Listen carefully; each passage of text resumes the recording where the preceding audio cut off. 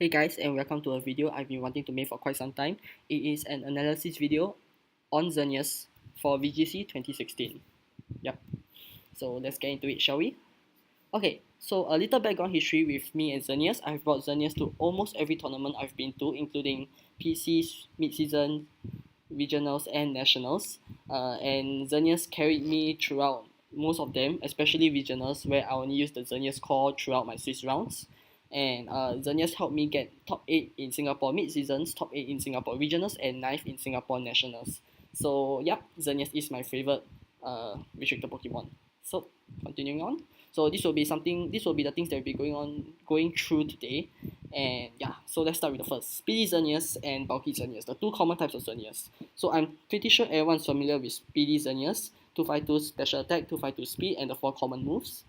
Now, bulky Xerneas. The mindset behind bulky Xerneas is we either sacrifice EVs in special attack or speed, because the theory is at plus 2 we are outspeeding everything else and we are hitting a lot harder. So we either sacrifice our EVs in special attack or speed and invest them in bulk instead.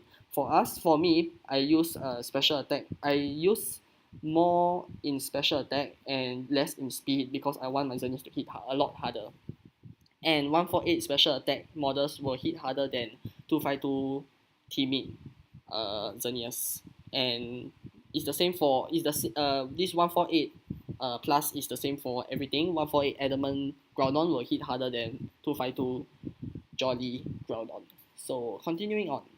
Okay, so why do you use Speedy Xerneas? Okay, so the good things about Speedy Xerneas, it outspeed primals without geomancy. The idea is that Speedy Xerneas is not afraid of a primal turn 1 because it will not get hit by eruption or water spout due to its geomancy. The damage will be reduced significantly. So yeah, then it outspeeds max speed Smeargle without geomancy. This one more applies to Tailwind because max speed Smeargle under Tailwind will outspeed Xerneas, bulky Xerneas like mine. But if you're a max speed Xerneas, you don't have to be scared of Smeargle under Tailwind. Outspeeds Rayquaza before Mega. This one also applies more to Tailwind, but also even before Tailwind, before Geomancy, you are still outspeeding the Rayquaza. So turn 1 Rayquaza, you play mind games with Rayquaza. Does it protect or does it hit expecting you to go for Geomancy, or does it protect expecting you to hit it? So yeah, and then it forces the speed type with Yveltal without Geomancy. This gives you a 50% chance to either get knocked off or not. I'm not sure if this is a good thing or a bad thing for you, but yeah, it's up to you to decide. And I think the most important thing is you are able to outspeed or speed type everything above under Tailwind after your Geomancy. So the bad things about Speedy Xerneas though, it's frail to everything physical everything that is physically dominant in the meta game, including Groudon, Salamence, Kangaskhan, Rayquaza. All those are just 2 hits or just bring them down straight away. Bring Speedy Xerneas down straight away. You have to be more wary about reduced speed from a Thunder Wave compared to a bulky Xerneas, because bulky Xerneas can take hits. Thunder Wave, it doesn't mean you are not afraid of Thunder Wave. It just means that you are better. You are faced with a better matchup compared to Speedy Xerneas, which is not, because you cannot take hits as well. Might not be well suited for the 1v1 against a bulky Xerneas.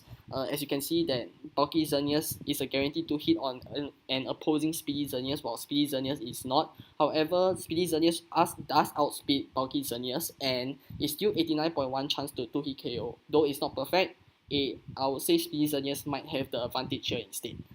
So yeah, it's up to you to decide whether it's a bad thing or a good thing. Okay, so bulky Xerneas. The good things, it takes hits better than Speedy Xerneas, including for my set, it's a potential to get 3-hit KO by Precipice Blade, 6.3 chance to 2-hit KO. The potential to take Double Edge and Dragon Ascent extremely well, especially after a -1. For me, for my set, it'll all become 3-hit KO, I believe, after a -1. It becomes a bigger threat than Speedy Xerneas after a Geomancy due to its ability to take hits. This is the most important point for bulky Xerneas. Once it gets a Geomancy up, it's very hard to stop because of its bulk. The other good things, it hits harder than Speedy Xerneas, definitely. Like I said before, 148 plus is a lot harder than 252. Should survive a water spout or eruption without its Geomancy. This though you don't want to get hit by a water spout or eruption, in the case you do get hit by a water spout or eruption, bulky Xerneas more or less should survive. It is a roll, I believe.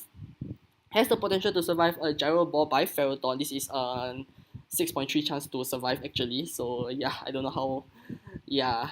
And it guarantees a survival against a -1 max attack Iron Head by Morwal. Normal Xerneas can't do this. As you can see, it's a 31.3 chance to OCO. This actually affected me in my top 8 match at Singapore Regionals because the -1 Morwal still killed my Xerneas. Yeah, so that sucks. It does not need to be as scared of a Thunder Wave. I mentioned this just now already. And it does again. This one is up to you to decide. Does it do better against a Speedy Xerneas or not under Tail? Under Tailwind, it definitely does better than a Speedy Xerneas, definitely. So the bad thing about bulky Xerneas is the base speed of 99, which after EVing, for me I put 28 EVs, so 120 plus speed stat, and it does not allow bulky Xerneas to outspeed primals after a tailwind, before a tailwind also. So it might get hit by water spout or eruption. This is a huge problem. It cannot outspeed max speed Smeargle, which under tailwind is a huge issue because of Dark Void, and it cannot outspeed standard Rayquaza, which of course you don't want to get hit by a Dragon Ascent before Geomancy. I know we all know you can take hits, but don't get hit. That's the point of protecting your that's the point of supporting Xerneas in the first place. And you has like I said, has to worry about everything above under tailwind. So all the good things and all the bad things about that I just mentioned is all based on Xerneas alone. So Xerneas partner and the back Pokemon, especially for a team that focuses on Xerneas, you need to make sure your partner and the back Pokemon can support Xerneas very well. So one example is if I let Xerneas, a bulky Xerneas for me and my Smeargle against a Primal Kyogre and a Talonflame. So I know I can take a Brave Bird from Talonflame pretty well, but I know that I cannot take Water Spout as well. So what I'll do is I can use White Guard or Fake Out onto the Primal Kyogre and let the Talonflame run wild, whatever, while I get my Geomancy up. Even if Talonflame goes for Tailwind, I know I can take more hits from Kyogre after that, so I will not be as bad of a position. So I counter the weakness that the Xerneas has when it gets underspeed by a primal.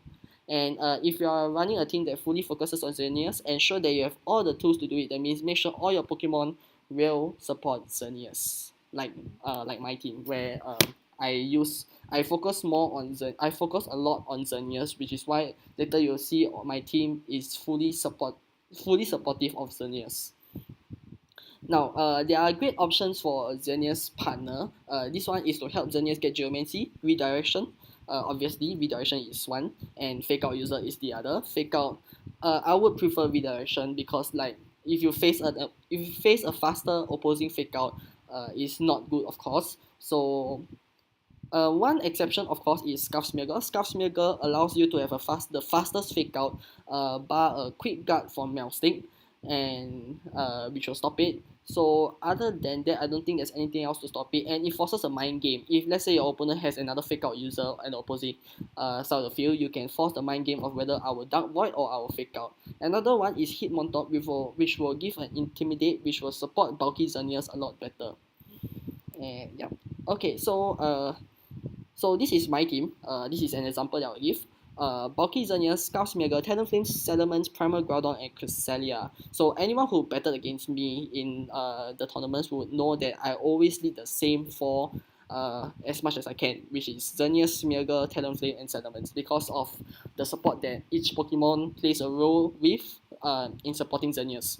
So for example, turn 1 Scarf Smeargle and Xerneas, I will like Fake Out or Dark Void and set up my Xerneas. After that, if let's say there's a Thunderous on the opposing side of the field, what I'll do is I'll Fake Out the partner, hoping and expecting a Taunt to run into Smeargle. After that, I'll Geomancy, and then turn 2, I'll protect my Xerneas, and I'll switch my Smeargle out for Talonflame. Talonflame's Quick Guard will stop Thunder Wave from hitting Xerneas at all. So from there, I can start hitting everything. So let's say my Talonflame goes down to a Thunderbolt, then I can bring in Smeargle and follow me, and then again I can spread all my damage with Xerneas. Now, Salaman's key role is to provide Intimidate support and to hit Groudon. And Intimidate is very important, as you can see here. I switched out my Smeargle for Salamence and used the Moon Blast on an opposing Xerneas, which was not boosted.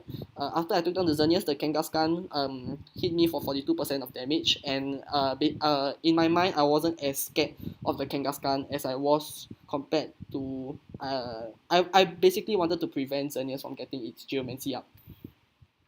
So Xerneas moveset.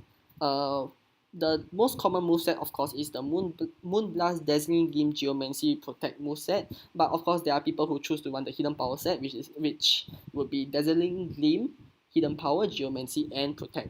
So Hidden Power, Fire, and Ground. Which HP do you want to use? Now, HP Fire takes care of Ferrothorn and Scizor, while HP Ground hits Groudon. Both Hidden Power can hit Mawile, but of course, HP Ground will be more effective against Mawile, considering that most Mawile teams will have Kyogre on them as well. So here's the mind game. HP Fire takes care of Ferrothorn and Scizor, while HP Ground takes care of Mawile, but you want HP Ground to hit Mawile, but HP Ground cannot hit Ferrothorn and Scizor, so you're not sure which one to use, and yeah, it's all up to you. And for me personally, I will feel that Moon Blast is more consistent in terms of damage output because let's say Kangaskhan, for example. Moon Blast can OHKO Kangaskhan, but Hidden Power cannot OHKO Kangaskhan, and Dazzling Gleam at +2 cannot OHKO a Kangaskhan. So yeah, moveset wise, it's all up to the person of I know for a fact that HP Ground actually got top 8, I believe, at a regional or a national at over in the west. And for me personally, HP Fire actually helped me got top 8 when I used HP Fire against a Scizor in a Premier Challenge. So yeah. So ways to beat Xerneas. Now, one thing to note is Xerneas is not unbeatable. There are definitely ways to deal with it. So for example, Crobat. So the number one way for me, okay, so for me, my favorite way to deal, my personal favorite way to deal with Xerneas is with Crobat. Crobat has Haze, and Haze is the most annoying move a Xerneas user will face because it gets rid of all the boosts, and a Xerneas without its Geomancy boost is not to say dead weight, but it doesn't hit as hard and it doesn't provide as much. And normally when you are using a team like mine which focuses so much on Xerneas, the moment you lose your boost, that's it. It's so hard for you to come back. And the thing about Crobat is you get Lumberry as well, which will, most Crobat holds Lumberry, which will stop Smeargle from getting a Dark Void off. And then, so what the ideal turn is like, let's say so if you're running the Taunt variant, what I would recommend is, for turn 1, you taunt Xerneas, even if Smeargle will likely protect, or it will Dark Void, doesn't matter. So you'll taunt Xerneas, if Xerneas protect, then whoops, but you taunt Xerneas get taunted, you get put to sleep, Lumberry wakes you up, turn 2 you taunt Smeargle and you shut the monkey lead down. So that's the idea for taunt variants. For haze variants, it's Tailwind with Crobat, then turn 1, then turn 2 you haze to get rid of its Geomancy boost that you will set up at turn 1.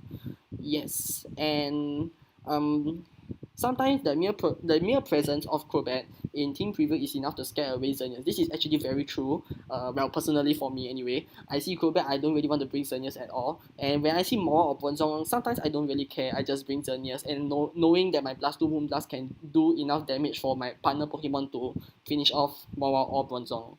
But Crobat, the Crobat get rid of Geomancy, so that's a huge problem for me. And take note for Taunt users that Taunt can be redirected, so beware when you are using your pure Taunt variant. So the next is Thundurus and Whimsicott, the second most popular, but of course not the second best. The second best is still will come up later. Anyway, Taunt, like I said, from these two Pokemon can be redirected. However, I believe most Whimsicott nowadays don't run Taunt. Instead, what they can do is run Tailwind, which will speed up all your Pokemon and thus allowing you to hit Xerneas with maybe a hard physical move, or if you are fighting against a bulky Xerneas, you can use Smeargle to put Dark Void to work. And like I said before, take note that so Thunder Wave, of course, for me is the third best. Second best will be coming up soon. Thunderous for me is the third best way to deal with Xerneas. Thunder Wave slows down Xerneas so much that it is just terrible. And yes, so like I said before, Taunt and Thunder Wave can be redirected, and Tailwind, while it's not the best option, it cannot be redirected. However, it's 3 turns, so you got to use those 3 turns to your advantage. And one more is Trick Room, but Trick Room normally you will have to work with more WoW. Yeah, so that's that. So Jump Bluff. Arash or Mati used it and made it popular at the German regionals, I believe, or nationals, I can't remember. But Jump Bluff under Sunlight can actually outspeed Xerneas, max speed Xerneas after Geomancy. So what the ideal turn would be is turn 1 you will use Sleep Powder to put your partner, the Xerneas partner, to sleep. Turn 2 you Encore or Sleep Powder Xerneas, and yeah, go from there. One thing to note, however, that both the Sleep Powder and Encore can be redirected, and another thing to note is that Jump Bluff does not like to face Talonflame, especially if you don't have the Sash, you have White Lands or something. And if Jump Bluff gets Fake Out turn 1, so what I would do against a Jump Bluff is, let's say I will protect our Geomancy with Xerneas and Fake Out with Smeargle onto the Jump Bluff. After that, I will switch out Smeargle, bring in Talonflame, protect Xerneas, expecting Sleep Powder or Encore into my Xerneas. From there, I'm threatening the Jump Bluff with a Brave Bird, and I'm able to hit the opposing Groudon from there. Of course, there are ways to deal with this as well, but yeah. Okay, so ways to beat Xerneas number 3 would be Steel Pokemon, or number 4 actually, would be Steel Pokemon. Of course, this is, to me, is the second best way, especially if Xerneas has already its Geomancy up. So Iron Head does a lot of damage to, of course, it OHKOs most Xerneas without its -1. At -1, it will not OHKO bulky Xerneas, as I already said before.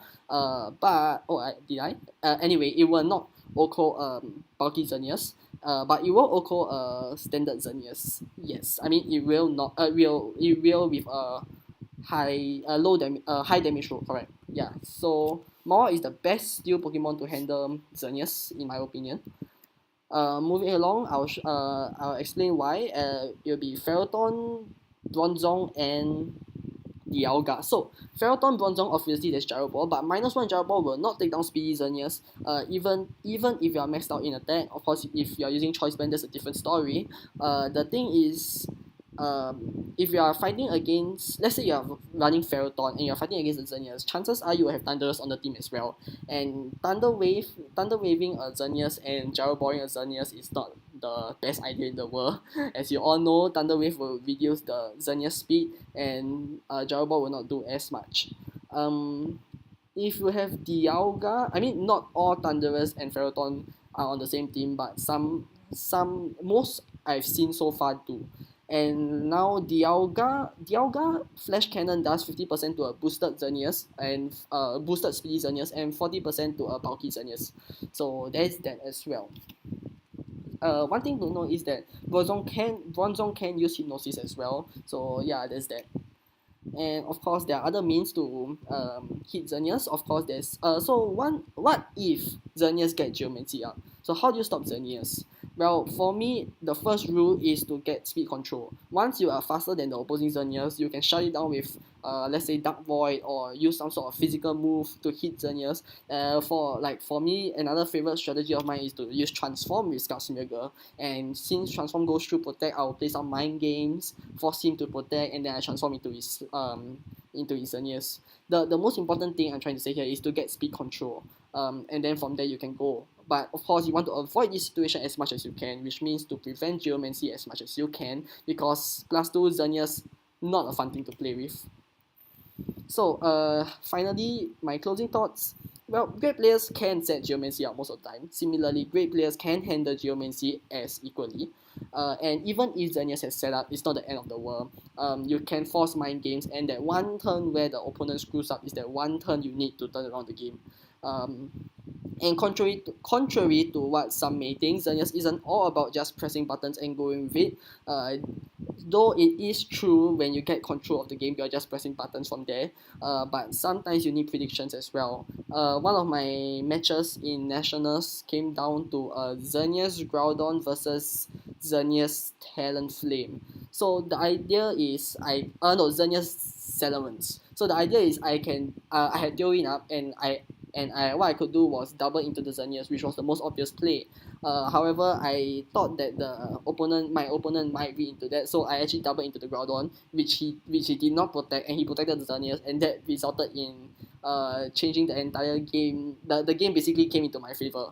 So what I'm trying to say here is Xerneas is not all about luck, and I mean it's not all about pressing buttons. What many people think, which is what I think many people presume the big six is to just press buttons, but there is prediction involved as well. So yeah, don't go using Xerneas without knowing all that. Other than that, I just have to just take note that with Worlds coming up, likely bulky Xerneas will be the more dominant Xerneas out there. So other than that, thank you for watching. If you would like more of this, please subscribe, please like. If you don't like any of these, please tell me in the comments section as well. Tell me how I can improve, because I really plan to do more analysis videos. I have one planning right now, which is Scarf and Smeargle. What to use and what to expect. So other than that, thank you very much.